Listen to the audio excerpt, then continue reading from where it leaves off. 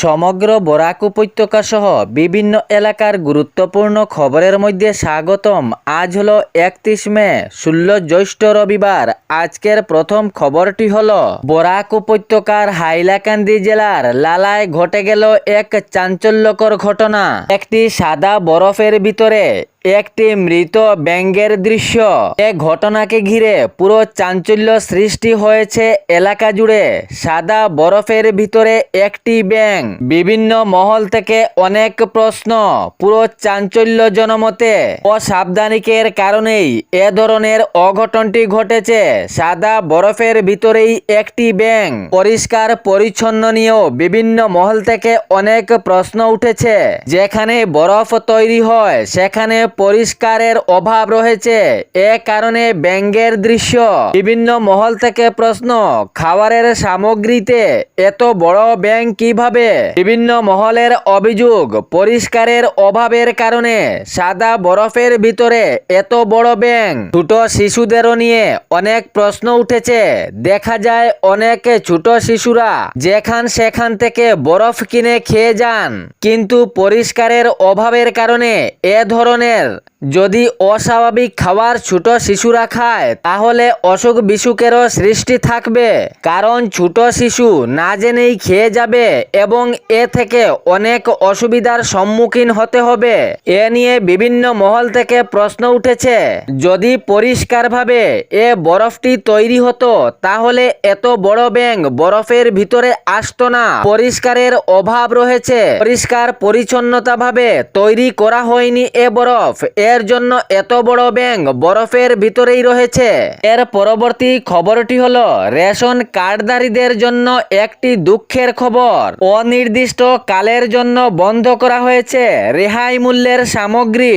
যোগ্য রেশন কার্ডধারীরা রেহাই মূল্যের সামগ্রী যে ডাল, চিনি এবং লবণ পেতেন এখন বন্ধ করা হয়েছে অনির্দিষ্টকালীন। রাজ্য সরকারের পক্ষ থেকে যে রেশন কার্ডধারী রয়েছেন তাহাদের রেহাই মূল্যে দেওয়া হতো 1 কেজি ডাল, 1 কেজি চিনি এবং 1 কেজি লবণ, তা বর্তমান অবস্থায় অনির্দিষ্টকালীন বন্ধ করা হয়েছে। এ রেহাই মূল্যের সামগ্রীগুলো জুন মাস থেকে রেহাই মূল্যের সামগ্রীগুলো বন্ধ করা হয়েছে। তবে অনির্দিষ্টকালীন অবস্থায় এ রেহাই মূল্যের সামগ্রীগুলো বন্ধর নির্দেশ দেওয়া হয়েছে। কোনো নির্দিষ্টভাবে এখনো বন্ধ করার ঘোষণা করা হয়নি। অনির্দিষ্টকালীন অবস্থায় বন্ধ করা হয়েছে রেহাই মূল্যের সামগ্রীগুলো। জানানো হয়েছিল অসম সরকারের পক্ষ থেকে জুন মাসে দেওয়া হবে রেহাই মূল্যের সামগ্রী, কিন্তু হঠাৎ গত 3 দিন আগেই আবার নির্দেশিকা জারি করে জানানো হয়েছে অনির্দিষ্ট কালের জন্য রেহাই মূল্যের সামগ্রীগুলো বন্ধ করা হয়েছে। রাজ্যের লক্ষ লক্ষ রেশন কার্ড হিতাধিকারীর নিত্য প্রয়োজনীয় রেহাই মূল্যের সামগ্রীগুলো রাজ্য সরকারের পক্ষ থেকে অনির্দিষ্টকালীন বন্ধ করা হয়েছে। এর পরবর্তী খবরটি হলো ধলাইয়ে 18 কোটি টাকার ইয়াবা ট্যাবলেট সহ গ্রেফতার মণিপুরের এক মাদক পাচারকারী। কাছাড় পুলিশের গোপন সূত্রের ভিত্তিতে 18 কোটি টাকার ইয়াবা ট্যাবলেট উদ্ধার করা হয়। মাদক পাচারের সন্দেহে গোপন সূত্রের ভিত্তিতে কাছাড় পুলিশ প্রশাসন এ অভিযান চালান। কাছাড় জেলার আসাম মিজোরাম সীমান্তে ধলাই থানাধীন লায়লাপুর নাকা চেকিং চলাকালীন অবস্থায় মিজোরামের দিক থেকে আসা একটি মহিন্দ্রা বোলেরো AS12U7746 নাম্বারের গাড়ি আটক করে পুলিশ প্রশাসন। পুলিশ প্রশাসনের সন্দেহের জেরে এই গাড়িটি আটক করা হয়। তাহার পর এই গাড়িতে তল্লাশি অভিযান চালান পুলিশ বাহিনী। এই তল্লাশি অভিযানে 60,000 ইয়াবা ট্যাবলেট এই গাড়ি থেকে উদ্ধার করা হয়। সঙ্গে একটি মোবাইল ফোন এবং এক ব্যক্তিকেও আটক করা হয়।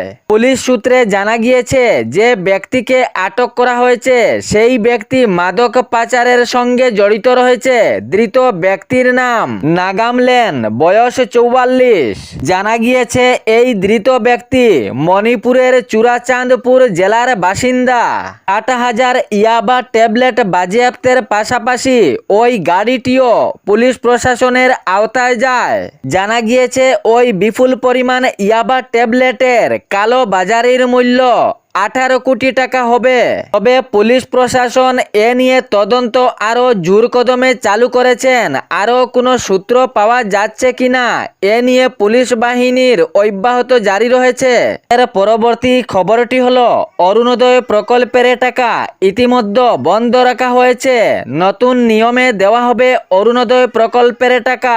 যোগ্য হিতাধিকারীর অরুণোদয় প্রকল্পের টাকা পেতে হলে মানতে হবে 5টি নিয়ম। বিশেষ 5টি নিয়ম রাজ্য সরকারের পক্ষ থেকে করা হয়েছে। তবে এ বিষয়েও জানানো হয়েছে এখন 1250 টাকা নয়, বাড়তে পারে অরুণোদয় প্রকল্পের টাকা।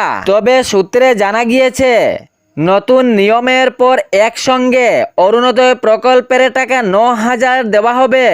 নতুন নিয়মে অরুণোদয় প্রকল্পের পদক্ষেপ রাজ্য সরকারের। এখন থেকে পুরনো সব নিয়ম সমাপ্ত। নতুন 5টি নিয়মে অরুণোদয়ের টাকা মিলবে। এই নতুন 5টি নিয়মের মধ্যে প্রথম পর্যায়ে পরিবারের সকল সদস্যদের আধার লিঙ্কে বাধ্যতামূলক হয়ে পড়েছে। তাহার পর স্থায়ী বাসস্থানের প্রমাণপত্র থাকতে হবে। এর পাশাপাশি ব্যাংক অ্যাকাউন্টে ডিবিটি সক্রিয় থাকতে হবে। সঙ্গে পরিবারের কেহ সরকারি চাকরির সঙ্গে জড়িত থাকতে পারবেন না। যদি পরিবারের কেহ সরকারি চাকরির সঙ্গে জড়িত থাকেন তাহলে অরুণোদয় প্রকল্প থেকে বঞ্চিত রাখা হবে। সঙ্গে সব নথিপত্র সঠিক ও আপডেট থাকতে হবে। কে কে টাকা পাবেন অরুণোদয় প্রকল্পের? রাজ্যের স্থায়ী বাসিন্দা যাহারা তাহারাই পাবেন অরুণোদয় প্রকল্পের টাকা। অর্থনৈতিকভাবে যাহারা দুর্বল রয়েছেন তাহারাই পাবেন অরুণোদয়ের টাকা। প্রয়োজনীয় যে বিশেষ নথি রয়েছে যাহাদের ঠিক আছে তাহারাই পাবেন অরুণোদয় প্রকল্পের টাকা। তবে জোর কদমে চলছে অরুণোদয় প্রকল্পের নতুন নিয়মের কাজ। একসঙ্গে দেওয়া হবে 9,000 টাকা, ইঙ্গিত রাজ্য সরকারের। এর পরবর্তী খবরটি হলো আবার উচ্ছেদ অভিযান শুরু রাজ্যে। জুন মাস থেকে হবে উচ্ছেদ অভিযান। উচ্ছেদ অভিযানের জন্য নোটিশ জারি করল রাজ্য সরকার। প্রস্তুত বুলডোজার। রাজ্যের বিভিন্ন প্রান্তে যাহারা অবৈধভাবে বসবাস করছেন তাহাদেরকে দেওয়া হয়েছে নোটিশ। রাজ্যে আবার প্রশাসনিক বুলডোজার প্রস্তুত রয়েছে। বুলডোজার জুন মাস থেকেই আবার উচ্ছেদ অভিযান শুরু। রাজ্যে যে যে এলাকায় দেওয়া হয়েছে উচ্ছেদ অভিযানের নোটিশ তাহাদের বিরুদ্ধেই চলবে উচ্ছেদ অভিযান। এ ছিল বরাক উপত্যকা সহ বিভিন্ন এলাকার গুরুত্বপূর্ণ খবর। এরকম নিত্য নতুন খবর পাওয়ার জন্য চ্যানেলটি সাবস্ক্রাইব করে রাখবেন এবং ভিডিওটি লাইক করে শেয়ার করতে ভুলবেন না, যাতে সঠিক সংবাদগুলো অন্যজনের কাছে পৌঁছায়। ধন্যবাদ।